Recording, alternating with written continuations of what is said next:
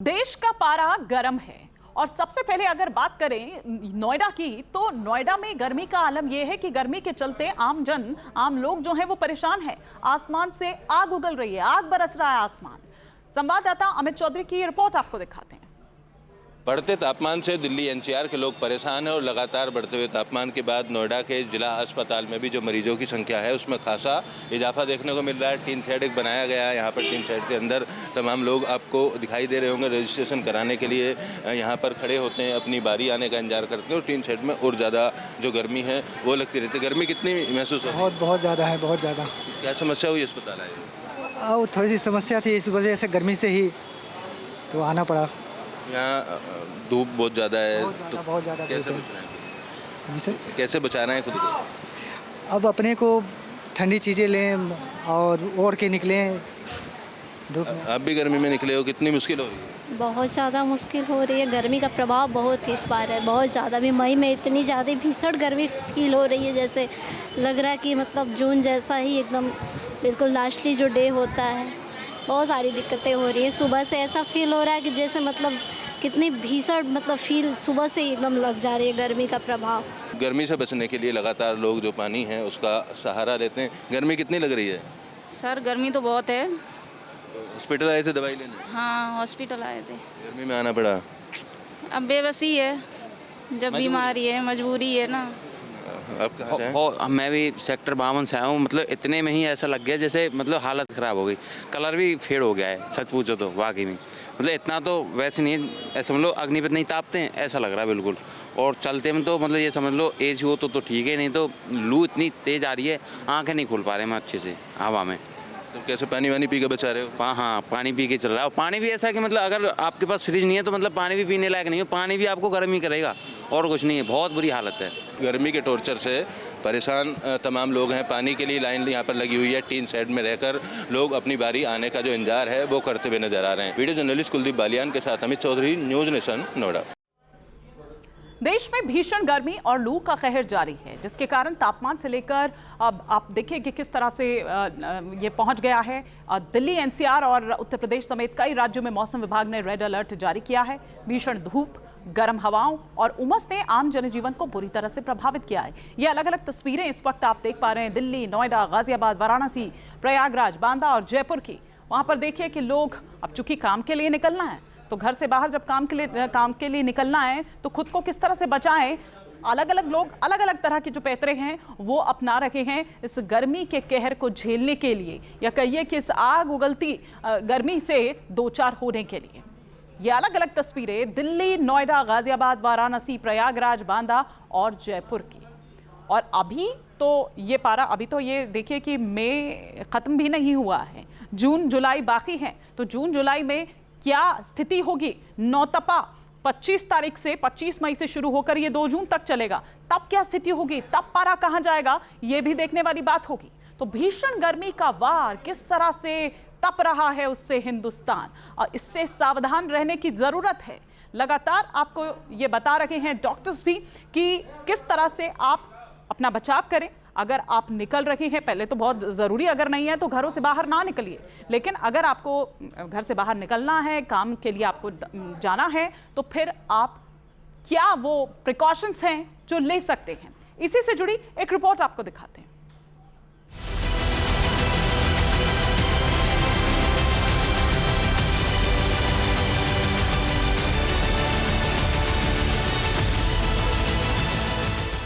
मई महीने में ट्रेलर, जून महीने में गर्मी भयंकर। पारा 47 के पार, क्या ये सुपर एल नीनो का अत्याचार?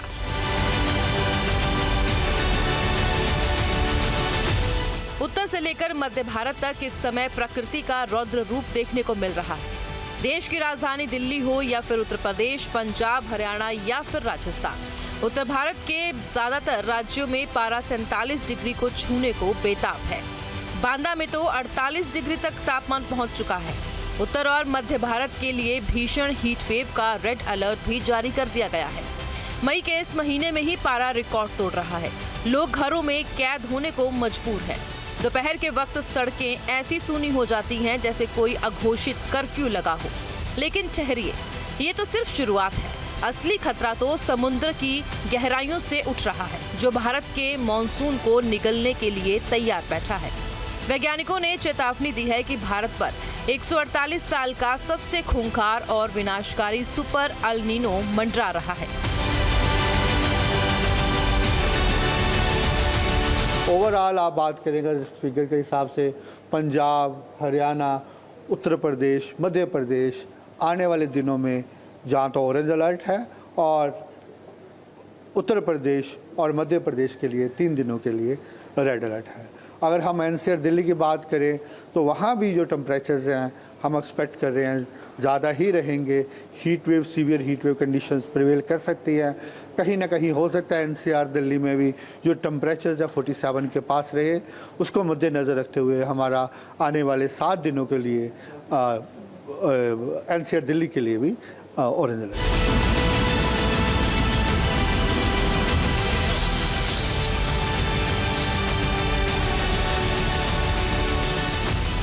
आखिर क्या है ये सुपर अल नीनो जिसने दुनिया भर के वैज्ञानिकों को खौफ में डाल दिया है? वैज्ञानिक भाषा में कहे तो अल नीनो प्रशांत महासागर के भूमध्य रेखीय क्षेत्र में समुद्र की सतह के पानी के गर्म होने की घटना को कहा जाता है। जब ये पानी सामान्य से बहुत ज्यादा गर्म हो जाता है तो इसे सुपर अल नीनो का नाम दिया जाता है। इसका सीधा असर वैश्विक हवाओं और मौसम के मिजाज पर पड़ता है। जब प्रशांत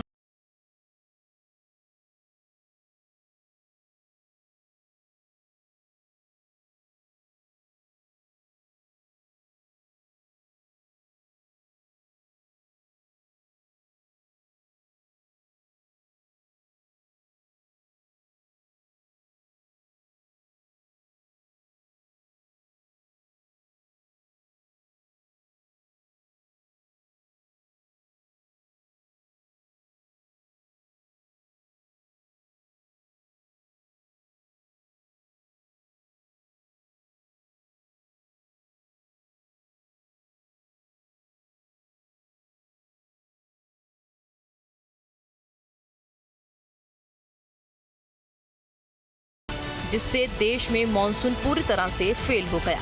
नतीजा ये हुआ कि पूरे देश में खौफनाक सूखा पड़ा। करोड़ों एकड़ में लगी फसलें जलकर खाक हो गई। उस ग्रेट फैमिन में भारत के एक बड़े हिस्से में भूखमरी फैल गई थी। दुनिया भर में 5 करोड़ लोग तड़प तड़प कर मर गए थे। तब अनाज का एक एक दाना सोने के भाव बिकने लगा था। पानी की कमी से नदियां सूखी नाले में तब्दील हो गई थी। वैज्ञानिकों का कहना है कि आज 140 साल बाद ठीक वैसी ही मौसमी परिस्थितियां दोबारा बन रही हैं, जो भारत के लिए किसी बड़े अलार्म से कम नहीं है। हालांकि भारत में वैसी नौबत तो कभी नहीं आएगी, लेकिन फिक्र किसानों को जरूर है। डेली मेल की रिपोर्ट के मुताबिक वैज्ञानिकों ने चेतावनी दी है कि आने वाला सुपर अल नीनो पिछली बार से भी ज्यादा शक्तिशाली हो सकता है। अब आपको बताते हैं कि सुपर अल नीनो से कितनी भयानक भीषण गर्मी शुरू होगी। जब भी अल नीनो सुपर कैटेगरी में जाता है तो ये प्रशांत महासागर के तापमान को सामान्य से 2 से 2.5 डिग्री सेल्सियस तक बढ़ा देता है। इसका सीधा मतलब है कि भारतीय उपमहाद्वीप पर जो मॉनसूनी हवाएं नमी लेकर आती हैं वे कमजोर हो जाएंगी। सुपर अल नीनो का सबसे पहला और घातक प्रहार भारत की रीढ़ यानी कि हमारी कृषि व्यवस्था पर होगा। भारत में आज भी आधी से ज्यादा खेती सीधे तौर पर मॉनसूनी बारिश पर निर्भर करती है। अगर मॉनसून कमजोर होता है तो धान, मक्का, गन्ना और दलहन जैसी खरीफ फसलों की बुआई बुरी तरह प्रभावित होगी। कृषि वैज्ञानिकों के मुताबिक अगर इस साल बारिश सामान्य से 15 से 20% भी कम रही तो देश में खाद्यान्न संकट खड़ा हो सकता है। खेतों की नमी खत्म हो जाएगी, जिससे जमीनें बंजर होने लगेंगी। सिर्फ खेती ही नहीं बल्कि देश के बड़े जलाशयों और बांधों में पानी का स्तर ऐतिहासिक रूप से नीचे गिर सकता है, जिससे पीने के पानी का भयंकर संकट पैदा होना तय है। हालांकि ये भी सच है कि ऐसी हालातों से निपटने के लिए दुनिया ने बहुत कुछ सीख लिया है।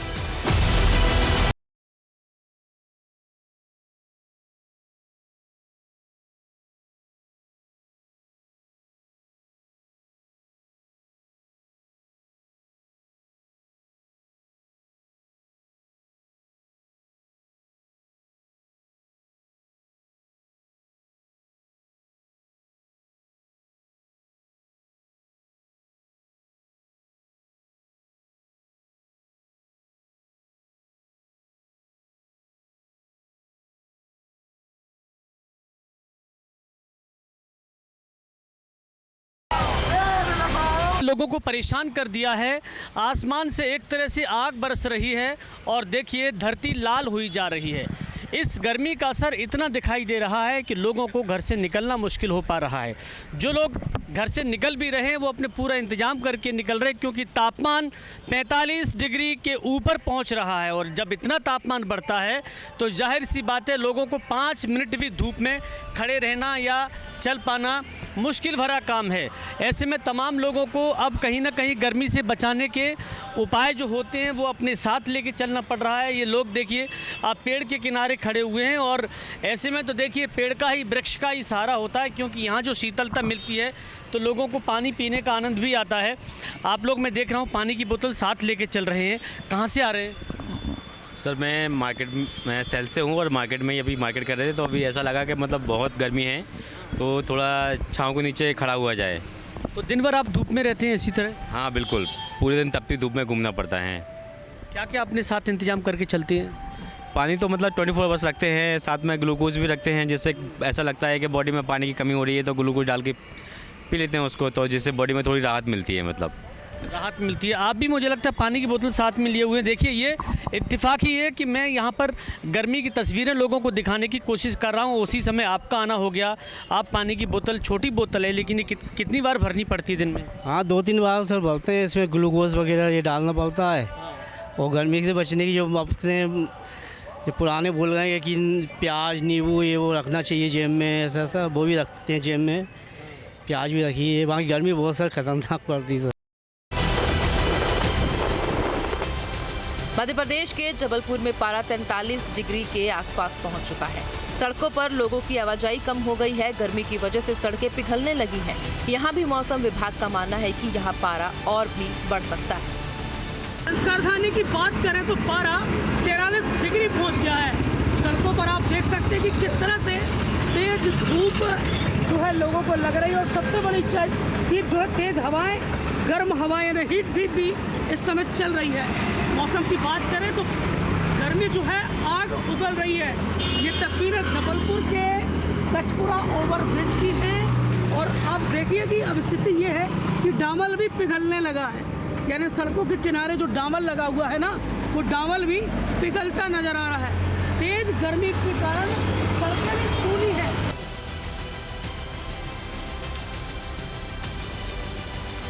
सिर्फ इंसान ही नहीं, भीषण गर्मी का असर अब वन्य जीवों पर भी साफ दिखाई देने लगा है। जंगलों में ज्यादातर छोटे जल स्रोत और नदियां सूखने की कगार पर हैं, जिससे कि जंगली जानवरों को पानी की तलाश में भटकना पड़ रहा है। ऐसे हालात में वन विभाग ने कृत्रिम वाटर हॉल बनाए हैं, जो कि वन्य जीवों के लिए जीवनदायिनी साबित हो रही हैं। ये तस्वीरें अमानगढ़ टाइगर रिजर्व की हैं, जहां हाथियों की एक टोली प्यास बुझाने के लिए वाटर हॉल पर पहुंची। भीषण गर्मी से राहत पाने के लिए हाथियों ने पहले पानी पिया और फिर लंबे समय तक पानी में खड़े होकर खुद को ठंडक पहुंचाई। इस दौरान छोटे हाथी भी बड़े हाथियों के साथ मस्ती करते नजर आए।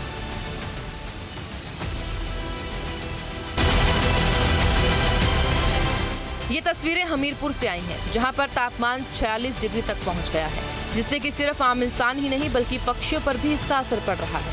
भीषण गर्मी और लू की वजह से चमगादड़ बेहोश होकर गिरने लगे हैं, जिसके बाद लोगों ने चमगादड़ों को पानी पिलाया। बहरहाल दुनिया भर के पर्यावरणविदों का कहना है कि अगर हमने अब भी प्रकृति के साथ खिलवाड़ बंद नहीं किया तो आने वाले साल इससे भी ज्यादा भयानक होंगे। लेकिन सवाल ये है कि क्या हम प्रकृति के इस महाविनाशक चक्र का सामना करने के लिए पूरी तरह तैयार हैं? क्योंकि जब आसमान से आग बरसेगी और धरती सूखेगी तो चुनौतियां भयानक होंगी। Team news nation. अब से डीडी फ्री डिश की चैनल नंबर 57 पर देखिए न्यूज़ नेशन।